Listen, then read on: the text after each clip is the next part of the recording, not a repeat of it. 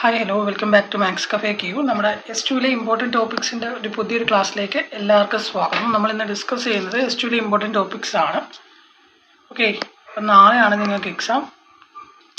അതുപോലെ നമ്മുടെ കേരള യൂണിവേഴ്സിറ്റിയുടെ നോട്ട്സൊക്കെ അവൈലബിൾ ആണ്, നിങ്ങൾക്ക് താല്പര്യം ഉണ്ടെങ്കിൽ വാങ്ങാം.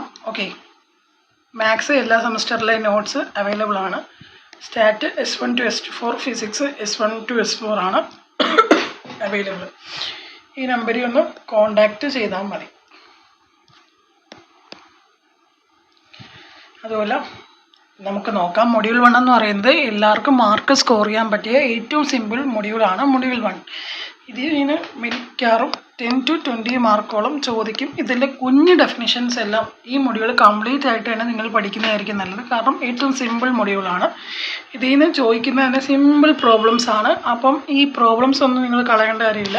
ഏറ്റവും ഇമ്പോർട്ടൻ്റ് ആയിട്ട് വരുന്നത് ആക്സോമാറ്റിക് ഡെഫിനിഷൻ ഓഫ് പ്രോബബിലിറ്റി ആണ്. അതുപോലെ അഡിഷൻ ലോ ഓഫ് പ്രോബബിലിറ്റി ആണ്. അതിൽ 2 and 3 ഇവൻറ്റ്സ് വിത്ത് പ്രൂഫ് പഠിക്കണം. കാരണം പ്രൂഫ് 15 മാർക്കിന് ചോദിക്കാനുള്ള സാധ്യതയുണ്ട്. അത് കണക്ക് ലോ ഓഫ് പ്രോബബിലിറ്റിയും വളരെ ഇമ്പോർട്ടൻ്റ് ആണ്. പിന്നെ സ്റ്റാറ്റിസ്റ്റിക്കൽ റെഗുലാരിറ്റി എന്ന് പറഞ്ഞൊരു ടോപ്പിക്കുണ്ട്. സ്റ്റാറ്റിസ്റ്റിക്കൽ റെഗുലാരിറ്റി എന്നാണ് ആ ടോപ്പിക്ക്. അത് എല്ലാ വർഷവും 4 മാർക്കിന് ചോദിച്ച് കണ്ടിട്ടുണ്ട്. അത് നിങ്ങൾ പഠിച്ചു കൊണ്ട് പോകണം. അതുപോലെ കുഞ്ഞു കുഞ്ഞു കുറേ ടോപ്പിക്കുകളുണ്ട്. അതായത് ഇപ്പം sample space, event, equally likely, axiomatic probability, addition theorem. ഈ മൊഡ്യൂൾ കംപ്ലീറ്റ് നോക്കാൻ ശ്രമിക്കുക. കാരണം എന്ന് വെച്ചാൽ നമുക്ക് മാർക്ക് സ്കോർ ചെയ്യാൻ പറ്റിയ ഒരു മൊഡ്യൂൾ തന്നെയാണ് മൊഡ്യൂൾ 1. കാരണം അത്രയും സിമ്പിളാണ് പഠിക്കാൻ.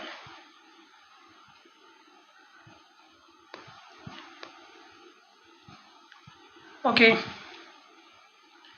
അപ്പം നമുക്ക് മൊഡ്യൂൾ 2ലേക്ക് പോവാം. മൊഡ്യൂൾ 2ൻ്റെ കാര്യം പറഞ്ഞാലും കമ്പാരിറ്റീവ്ലി ഭയങ്കര സിമ്പിൾ തന്നെയാണ്. പക്ഷേ നിങ്ങൾ പഠിച്ചെടുക്കുക, അത്രയും എനിക്ക് പറയാനുള്ളത്. കാരണം ബേസ് തിയറം എന്ന് പറയുന്നത് തന്നെയാണ് ഈ മൊഡ്യൂളിലെ ഏറ്റവും ഇമ്പോർട്ടൻറ്റ് ക്വസ്റ്റ്യൻ. എന്താണ്? ബേസ് തിയറം ആണ്. കാരണം ഇത് ചോദിക്കാത്ത ക്വസ്റ്റ്യൻ പേപ്പറുകളില്ല, മോസ്റ്റ് റിപ്പീറ്റഡ് ക്വസ്റ്റ്യൻ തന്നെയാണ്. അപ്പം ആദ്യമേ നിങ്ങൾ ബേസ് തിയറം തന്നെ പഠിക്കുക. കാരണം അത് തന്നെ ഹൈലി റിപ്പീറ്റിംഗ് ക്വസ്റ്റ്യൻ തന്നെയാണ് ബേസ് തിയറം എന്ന് പറയുന്നത്. അപ്പം അത് പഠിക്കാതെ പോയി അത് പഠിച്ചാൽ തന്നെ 15 മാർക്കിന് ചോദിച്ചാൽ നിങ്ങൾക്കൊരു 13 മാർക്ക് ഷുവറായിട്ട് കിട്ടും. അതെന്താ സ്റ്റേറ്റ് ചെയ്യാൻ പഠിക്കണം, പ്രൂഫ് പഠിക്കണം, അത് കണക്ക് ക്വസ്റ്റ്യൻസ് സോൾവ് ചെയ്യാനും പഠിക്കണം. അത് ഏകദേശം ഒരു 2 മണിക്കൂറൊക്കെ മതിയാവും. അത് നിങ്ങൾ നോക്കുക. പിന്നെ കണ്ടീഷണൽ പ്രോബബിലിറ്റി വളരെ ഇമ്പോർട്ടൻ്റ് ആണ്.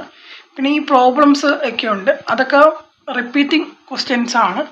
പിന്നെ ഇൻഡിപെൻഡൻസ് ഓഫ് ഈവൻറ്റ്സ് ക്വസ്റ്റ്യൻ ഉണ്ട്. പിന്നെ മൾട്ടിപ്ലിക്കേഷൻ തിയറം. ഓക്കെ, ഇതിനകത്തും കുറേ 2 മാർക്കിനും 1 മാർക്കിനും കുറേ ക്വസ്റ്റ്യൻസ് ഉണ്ട്.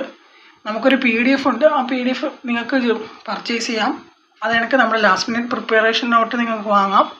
ഇന്നത്തെ വില 149 rupees ആണ്. നിങ്ങൾക്ക് താല്പര്യം ഉണ്ടെങ്കിൽ 9645460484 എന്ന് പറയുന്ന നമ്പറിൽ മെസ്സേജ് അയച്ചാൽ മതി.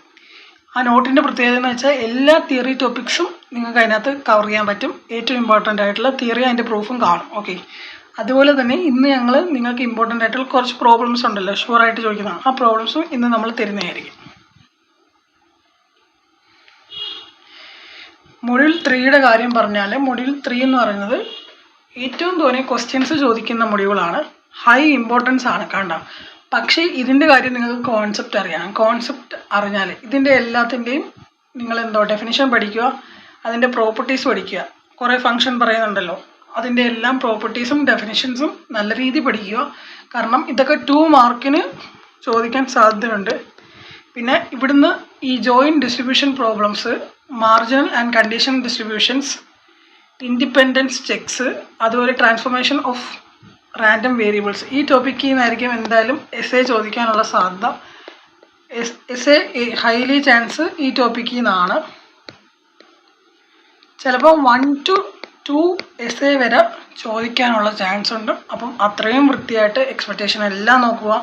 ഓക്കെ, ഈ മൊഡ്യൂളിൻ്റെ പ്രത്യേകത എന്ന് വെച്ചാൽ നിങ്ങൾക്ക് സിലബസിൽ കുറേ ടോപ്പിക്ക് തന്നിട്ടുണ്ടല്ലോ. ആ സിലബസിൽ നിന്ന് ഇപ്പോൾ എക്സാമ്പിൾ പറയുകയാണെങ്കിൽ സിലബസിലെ ക്വസ്റ്റ്യൻ മാത്രമേ നിങ്ങൾക്ക് ചോദിക്കാൻ സാധ്യതയുള്ളൂ.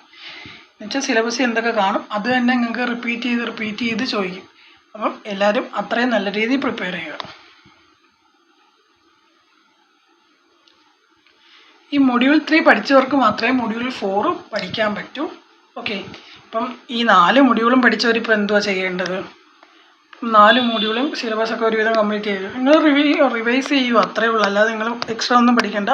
നിങ്ങൾ PYQ എടുക്കുക, അത് റിവൈസ് ചെയ്യുക, അതിൽ നിന്ന് നോക്കുക, അതിൽ നിന്ന് മാക്സിമം ക്വസ്റ്റ്യൻ ചെയ്യുക. കാരണം എല്ലാ ക്വസ്റ്റ്യനും PYQന്ന് റിപ്പീറ്റിംഗ് ആണ്. ഓക്കെ, ഇത് നോക്കുക, ഇത് നോക്കുക, ഇത് നോക്കുക, ഇത് നോക്കുക, ഇത് നോക്കുക. ഇതിൻ്റെ